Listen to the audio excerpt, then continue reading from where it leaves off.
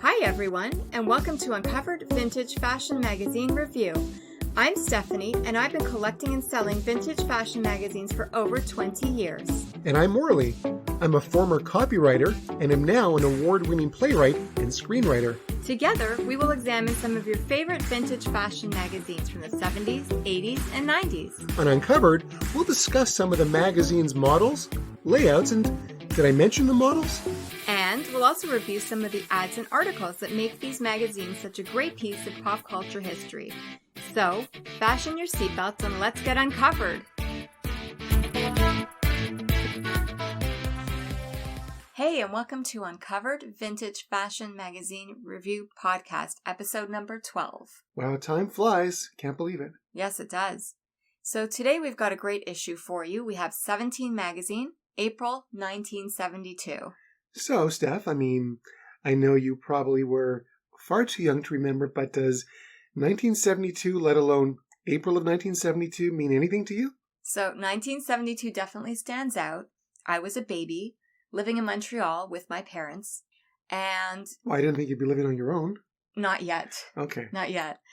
And the year before that, my baby sister was born. My first baby sister. And the year after that, my second baby sister was born. How sweet. So it was obviously a very special and important time for me. And Gila, Helen, I'm dedicating this episode to you. This is for you, ladies.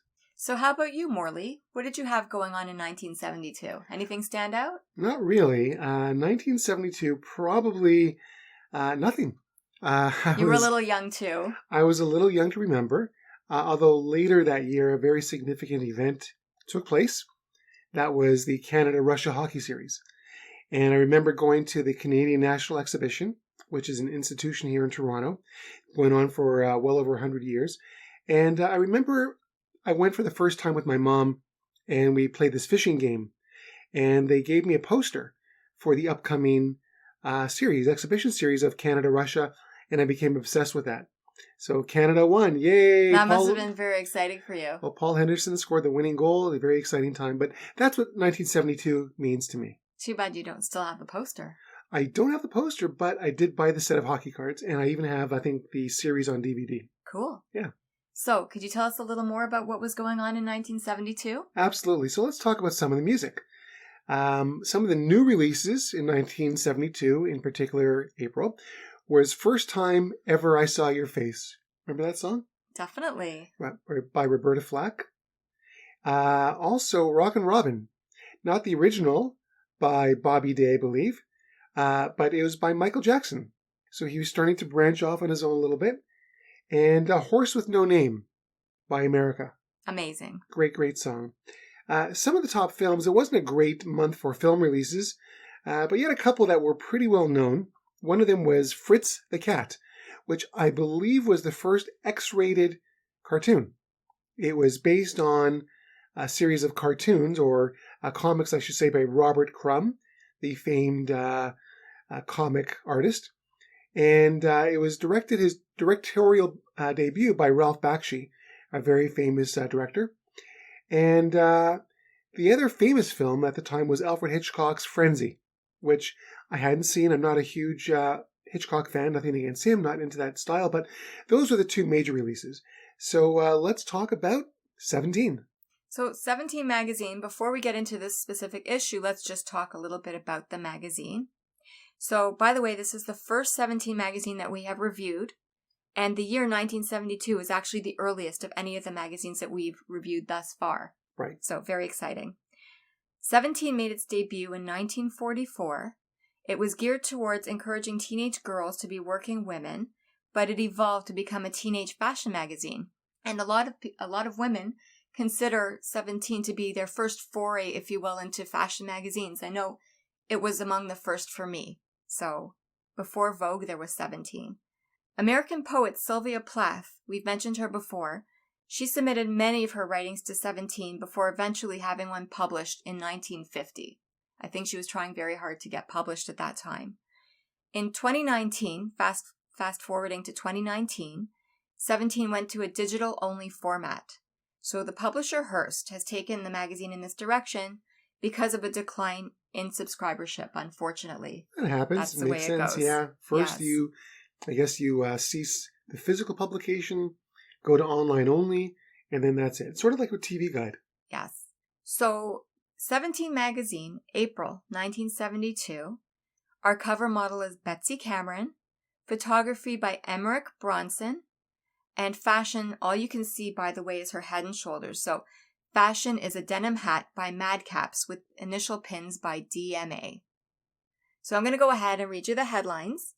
Young America's favorite magazine, 17. Far East influence, how to wear it, taste it, live it.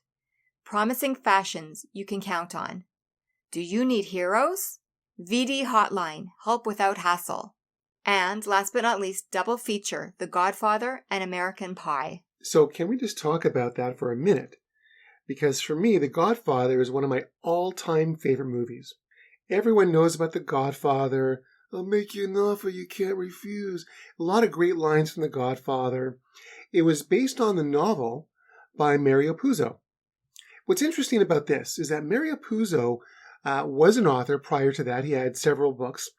And he felt that those novels, I should say, were, I guess, really good. He was very disappointed by their commercial success.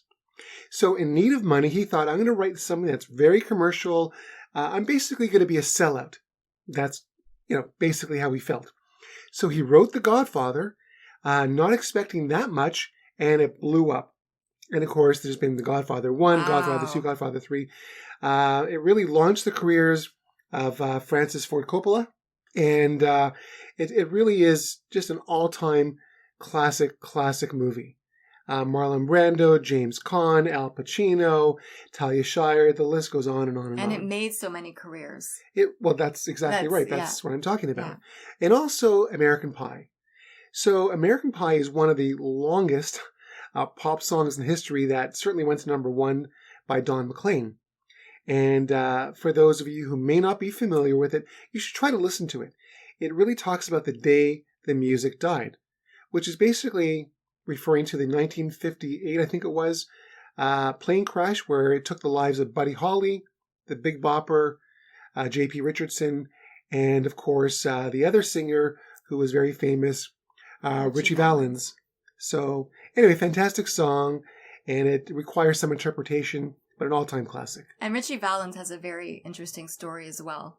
He had does. A movie made about his life. So. La Bamba. I would encourage anyone to watch that movie. Couple great hits with La Bamba and O'Donna. O'Donna. Oh, so really, really great singer too.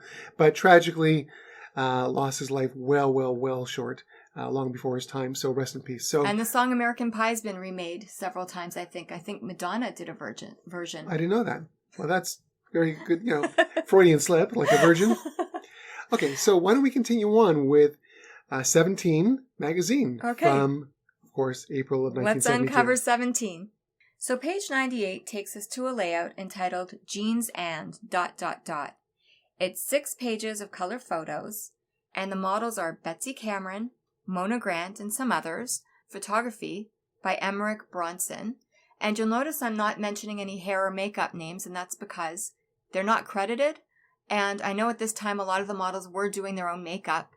It appears perhaps they were doing their own hair as well. So I'm going to go ahead and read you the caption. Jeans and. What can you do for your jeans that hasn't been done by everyone else? Lots. Add trims and tops and accessories that make them unmistakably yours.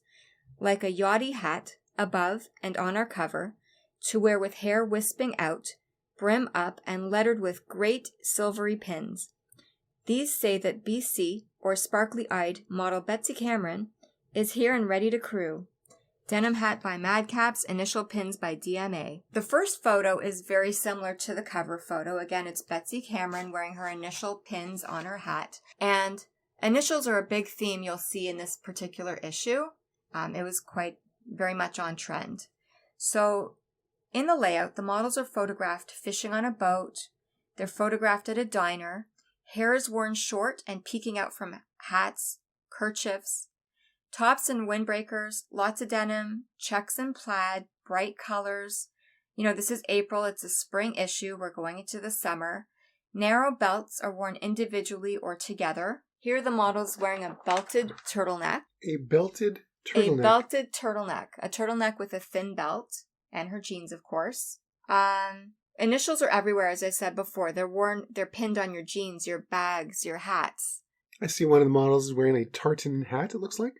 It is, yeah. Okay, so very interesting. A lot of reds, though, I see as well. Yeah, a lot of red, checkered, it's a lot of real patterns. mix of pattern for sure. Yes. Okay. I'm looking at the jeans. They're worn very wide. I noticed that bottoms. They have the, is it bell bottoms or are they the flare bottoms? I'm not sure. It could be the flare bottoms. Right. Yeah. So I'm looking at this pair of denim Keds that they're showing, for example. Sorry, denim Keds? Denim Keds. I thought Keds were shoes. They are shoes. They're denim shoes? Wow. They're denim shoes. They are denim shoes. They're Keds, okay? Okay. And in the article, it actually says denim Keds, and I'm quoting, grasshoppers.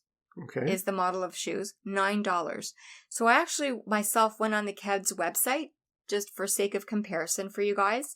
So I looked up vintage style Keds on the Keds website, and they're actually on sale now, $69.95 Canadian. I guess it makes sense. I mean, inflation. I do have a pair of not denim, but it's more like canvas, which is very similar style of shoes. So I guess what's old is new. Yeah. Well, I wear Keds. Yeah. I used to wear Keds, but I always wore leather Keds, white leather Keds. So, moving along, anyhow, here we have a crochet handbag that you can make yourself. Well, I couldn't make it myself. I couldn't make it myself either. But my mother could make it because I know she used to crochet. Wow. Yes. It's pretty impressive. Yeah. And the wide leg jeans here, and I'm going to just read you what they say about them. And I'm quoting. This is not me talking, guys. Okay. Nice and tight around the behind. Well, it works. So that's what they were wearing. So fashion that they're wearing here in this layout is from very prominent, now defunct department stores. Maybe some of you guys remember, especially if you're from the U.S. Garfinkel's, Joseph Magnin, and Gimbel's, among others. I didn't know that Gimbel's is no longer around. They're no longer around. Okay. And, of course, we're in Canada, so we never had those stores, but we had our own share of defunct department stores. Yeah. I'm thinking of Eaton's right away. Simpsons, where I used to work. Very sad. Yeah. Very much so. Yeah. Kmart, well, that's not Canadian, but still, yeah. Oh, great. Well, thanks for sharing. Very cool. Yeah, it is cool. So I want to bring everyone's attention to pages 12 to 13. And it's an ad for, who's it for, Steph? Clairol. Right. Exactly. It's an ad for Clairol. What drew my attention to the ad was it reminds me of an old joke of mine. Sometimes as a joke, I'll say to people, I used to model. And they'll say, really? I'll say, yeah, I was the before guy. So this particular ad says, how does a before become an after? So on the left-hand side, you see these three attractive models. Obviously, it looks like they just got out of the shower. Their hair is completely wet, and they're all frowning.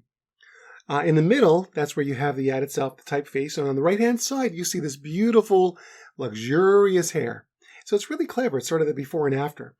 So, Steph, how does a before become an after? First, according to this ad, you put down this magazine. Then you go out and buy Great Body, the bodybuilder for hair. Great Body for normal hair and Great Body for extra fine hair. It's really interesting. It tells you to actually buy it right away. So I thought it was pretty cool. So it's a really interesting ad. And it finishes off by saying, now go out and live happily ever after. So very, very clever ad for Clairol. It is. And I see the hair trending. So this is 1972. And when I'm looking at this hair, I see it trending from the 60s to the 70s. I see the transition of different style of hair. So it's really interesting. The only issue that I would have with this ad, did you notice how long it took me to find the word Clairol? Yes. It's not that easy to see what the ad is for. And that's a really good point. I agree completely with that. With a good ad, you want to see who it is right away. And Stephanie's right. I mean, yes, you could look at the the box at the bottom, but even on the box itself, it doesn't really say Clairol up front. You really have to look in almost a fine print. So that's a really excellent observation. Aside from that, it's a really good ad, but bang on the money. Who's this ad for? I have no idea. It could be any hair care product. Anyway, that's all I want to say about this ad. So page 106 brings us to a 2-page layout entitled Girls at the Beach. Our models are Betsy Cameron and Mona Grant. Photography by Emerick Bronson. So this is a very cute 2-page layout. of summer and swimwear, bikinis, shorts, halter tops, cover-ups. The models are wearing glasses and jewelry that they've made out of pipe cleaners. I remember we used to do that in camp. Do you remember that? Yeah, I did. Hair is worn short, both curly and straight. Fashion is by Bobbie Brooks, High Tie, American, Dune, Deck, among others. So, very cute. Hair's worn short, same two models that you saw before. All blonde. I have to say, it's a sea of blonde models. I noticed that too. Yeah. So, I think the brunette models started becoming more prominent in the mid to later 70s. Well, you know what I noticed? This is 1972. I'm not sure if Laugh-In was still on the air, but perhaps it's the Goldie Hawn type of look. Oh, totally. I could see Very that. slim, blonde, blue eyes, I believe. Very, I don't know. I guess it's sort of a very youthful look and exuberant. So perhaps it's trying to emulate somewhat Goldie Hawn. It is. And very nice swimsuits, cover-ups, not too revealing. Some of them are a little revealing, but it's really overall very innocent. These young girls are very cute, and that's girls at the beach. All right. So on page 16, I found an interesting ad for Levi's. We talked before about how the last ad you couldn't tell what it was for. This one is obvious. So on the very top of the page, it says, "Have you ever had?" And then in the middle of the picture, there's this model who's wearing an umbrella. It looks like she's in the woods. It looks like it was raining. Obviously, she has an umbrella. And on the bottom, it says, "A bad time in Levi's." So the ad is, "Have you ever had a bad time in Levi's?" And she's smiling. She's thrilled out of her mind because she's wearing Levi's. Now, what also caught my eye about this ad is that they're not Levi jeans. They're actually khakis. True. So I thought that was interesting. So clearly, but the other thing that caught my eye about this as well is that on the right-hand side in the picture, on the top right-hand corner, says Levi's for girls. So I've never heard of such a product before. Have you? For girls? Levi's for girls. That's their sort of sub-brand, if you will. Yeah, they've distinguished it as Levi's for girls. But they're khakis, and I mean, I have similar khakis. I don't believe mine are Levi's for girls. But yeah, I thought that was very interesting. Anyway, it caught my eye. It's beautifully photographed, but just a unique way of advertising their products in a different line they used to have. I don't know when it was discontinued. And by the way, I'm looking at the prices here. So these low-cut flare jeans They call them low cut, but they're not really for us. Maybe back then because they weren't so flared. Yeah. No, I think they're hipsters. Right. Yeah, and they're $11. So Levi's for girls in 1972, $11. I'll get a few pairs at that price. So page 112 brings us to a layout entitled Something Special. It's a 6-page layout, both color and black and white photos. And I will read you the caption. Something Special is a long skirt that lets you move, walk, dance, easy to slip into when you want to feel good. It's going far in bold patterns and colors. Red and white checks mark a knife-pleated skirt. By Art Bro, about $16. Add this. Anyhow, I'm not going to read you the whole caption. This layout's very exciting for me. The models are Darlanne and Charlotte and Joyce Walker. Photography by Carmen Schiavone. And hair by Maury Hopson. So basically, as I said, 6 pages, long skirts, smock dresses, also a hair and makeup feature, which really excites me because I always love to see Maury Hopson's work. Sorry. What's a smock dress? I've heard of smocks, which you usually wear when you don't want to get dirty. What's a smock dress? I'm not too sure. Okay. I couldn't tell But you. Clearly, people who are reading this magazine... Not in style anymore. I guess I not, don't think. But I guess the people who are reading the magazines, a smock dress, I have a couple in my closet. Okay. So that was probably common back then. 1972. Okay. So I see a lot of floral brooches worn on the collar. In particular, I see a camellia here. What? Camellia? It's a flower? A camellia is a flower? Yes. Does it try to imitate other flowers, or? Very funny. Okay, I've never heard of that before. Okay. Are you making this up? I'm not making this up. Okay, so I can go into a florist and say, "Can I order a dozen camellia flowers, please?" And they would know what I'm talking about? Yes. Okay, I'm speechless. Okay, let's move along. Actually, Chanel has adopted the camellia flower. I'm not sure when they started using it, but it's one of their symbols. Okay, camellia flower. Again, I learn something new every Sure. episode, and I hope our audience does as well. So, as I was saying, Yes. the hair is done by Maury Hopson. He's done Tony permed curls. on Darlanne, and a page boy with barrettes on Anne Charlotte. Makeup is uncredited. I presume that the models did their makeup. If they did a beautiful job. Remember barrettes? Actually, Do I remember barrettes? The only thing I remember about that is Beretta with Robert Blake and Sammy Davis Jr. Saying the theme song. I think that's more a question for my audience here. Ladies, do you remember barrettes? They were super popular in the 1970s. And I got to tell you something, Stephanie. You know, I speak English fluently, and I recognize that in most of our podcast episodes, you're speaking English. But some of the time, I have no clue what you're talking about. You mentioned all these words. It sounds like you may have made up, like poplin, and this other one it was a camellia, and like I need a dictionary sometimes when you speak. Anyway, continue on. Last but not least, I just wanted to talk a little bit about Joyce Walker because she is stunning. She's an African-American model, and she's shown in this layout with another model, and I'm not sure who the other model is. They're wearing pantsuits, and they're really interesting pantsuits. Matching top and bottom, printed checkered stripes, very out there with, like, she's wearing a matching hat here. They call them seersucker. A seersucker. Now, I've heard of seersucker. This is seersucker. Okay, I have no idea what seersucker is. So, seersucker, it's I've heard of it. And it's one of those funny words. So, seersucker, I actually had a seersucker jacket. If you remember, it was white with gray stripes. No. It's actually a puckered cotton fabric. A puckered cotton. So, the cotton wants to kiss you just before it does. Is that? Again, this is another example of I understand the words are in English. But beyond that, I have no clue what you're talking about. So, if you had a seersucker jacket, you'd probably ask me to iron it. If I had a seersucker jacket... But I would tell you that it doesn't need to be because it's seersucker. Okay, I have a feeling that if I had a seersucker jacket, I'd probably get beaten up a lot. Hey guys, look at my seersucker. Ow, ow, ow, stop it. Okay. Anyway. Anyhow. And by the way, so back in 1972, I think it was, George Carlin, we're getting off topic here, released his album, Class Clown.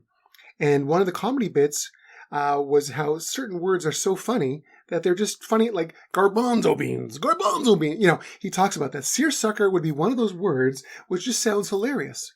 Yeah. And by the way, guys, I've just jumped into another layout. It's page 118. It's called Seersucker to Sew and Go the Easy Way. And it's 2 pages. As I said, it's Joyce Walker and Unknown. The photography is by Bruce Laurance. Fantastic, colorful, beautiful layout.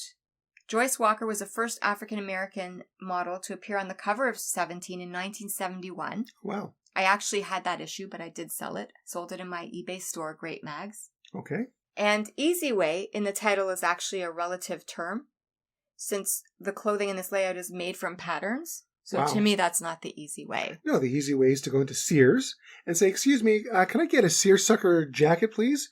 That to me is the easy way. Yeah. Or to Gimbel's or one of those other stores, right? Yeah. Okay. So that's about it for this layout. All right. Well, thank you for sharing that. I don't feel like such a seersucker for listening. So on page 27, there's this really cool ad for Panasonic radios. And in fact, what it's specifically for is a type of AM radio. It's called the toot-a-loop. Believe it or not, it's a bendable AM radio. Wow, look at that. Yeah. So at the top of the page, you have this radio, transistor radio, I guess. It's in a circle, which you can detach really. And it says underneath the picture, Panasonic's craziest color radio and what to do with it. So it's really bizarre. So you have basically 4 pictures representing different types of users possibly. The first one, it says, it looks like a little girl in pigtails and glasses, and wind the toot-a-loop around your wrist and be the first on your block to have a bracelet that plays music. So it looks like the toot-a-loop, in this particular case it's in blue, is around her wrist like a radio bracelet. Another one, it shows Grandpa in his house robe. It says, twist it open to make the world's craziest hearing device. Hear rock and roll and music. So it looks like he's using it as a phone. Of course, it doesn't work like that, but it's a really bizarre picture. The third picture, you have this chubby, looks like a 10-year-old kid with a beanie on his head with a propeller. It says, use the toot-a-loop to feel a little more secure when your mother takes away your baby blanket. I'm not going to even... Wow, that is so cool. Panasonic. Yeah. I want one. Sure, you can buy one probably on eBay for a couple $100. And lastly, it looks like you have a couple nerd young boys and girl. It says, share the Tootaloop with a friend. After all, half a radio is better than half a crayon. So she has it to her ear, and he does not. Anyway, it's just a unique product where you can actually twist and twirl this radio. Back in 1972, this AM transistor radio, very cool product, really ahead of its time. So anyway, if you ever see it, it may be worth a small fortune these days. So the Panasonic Tootaloop. I bet. Just slightly ahead of our time. And they weren't kidding. So starting on page 124, there is an Asian-inspired set of layouts. Okay. And actually this issue has been very much Asian-inspired. But I'm actually going to jump to page 136. And it's a 6-page illustrated layout entitled Oriental Bazaar. Now, there are some captions in here that I won't be reading because at this time, magazines were not as politically correct as we are now, and I can't read some of that. No, so I think due to the sensitivity of the material, I think we'll err on the side of caution and just read what you feel is appropriate. But in a nutshell, page 136, Oriental Bazaar, the illustrator is Richard Giglio, and what it is, it's an illustrated Asian-influenced clothing layout, pants, tops, and dresses with the feel of the Far East. Designers include Like Me, Cottager, and Charlie's Girls. But what I really wanted to talk a little bit about is the illustrator. His name is Richard Giglio, as I'd said. He's actually still working. I looked him up. He has an amazing website, richardgiglio.com. And can you spell it for our audience, please? Giglio is the last name, Richard. Okay. So he's an American artist. He's from New Rochelle, New York. So for those of you who are familiar with the old Dick Van Dyke Show, that's where it took place. It took place in New Rochelle, New York, I believe. Huh. So Richard Giglio started his career in Manhattan. He was designing background art for the windows of Bonwit Teller, as well as original artwork for Bloomingdale's and Tiffany's. He's illustrated for 17, as you can see here, yes, as well as Vogue, Cosmo, and the New York Times, and other publications as well. Right. He's very, very prominent. Richard Giglio's art is actually collected by Calvin Klein, Bruce Weber, Valentino, Ron Perlman. Wow. Yeah, and others. And here it is in 17 magazines circa 1972. That is super cool. And these are really detailed illustrations. I mean, my goodness, they really are works of art. Yeah. Really quite amazing. I could absolutely see these hanging on someone's wall. Well, and that brings me to, and if you look here, there's a section called that he's also illustrated. It's called Chopstick Cooking. And without going into too much detail about it, he's sketched 2 pages of Chinese food that I personally think would look amazing framed in a kitchen. Absolutely. I mean, I could see there's recipes here. So peel turnips and hold steady with chopsticks and shell the shrimp. It's amazing, the detail in these illustrations. My goodness. Isn't it amazing? Like this could be hanging in a gallery somewhere. That's the thing. And you can purchase his art in a gallery for thousands of dollars. But here it is in 17 magazine. Anyone can own this amazing illustrated art. So if someone wanted to get this stuff, how would they be able to purchase this? Well, this magazine's available in my eBay and Etsy stores, Great Mags. Also, if you have any questions about anything that we've discussed here today, you can reach us on Instagram. Our handle is uncovered_VFMR. And also on Twitter, which is uncoveredVFMR. And you mentioned as well your eBay and Etsy stores, which is Great Mags. GR8 MAGZ. Thank you. Now, we have some people from the Netherlands. And so how would you say the Z in Dutch? I wouldn't. Okay. I wouldn't. But what I would say is they could try and email us. Okay. Okay. At uncovered. Okay, so we're just having some fun. They can try and email us at uncoveredpodcast at yahoo.com. Right. And then I can use my translator, my Google Translate. So why are they going to email us then to let us know if we can use a Google Translator? We're just pulling your leg. We just love bragging that we have listeners all over the world. We do. Absolutely. Anyhow, that's it for this episode of Uncovered. Thanks for listening. Bye. Thank you for listening to Uncovered Vintage Fashion Magazine Review Podcast. Uncovered was produced by Morley Schulman, with music by David Renda and logo design by Alan Lipman. So remember, if you liked Uncovered, be sure to tell 2 friends about it. And now tell two friends. And so on, and so on, and so on.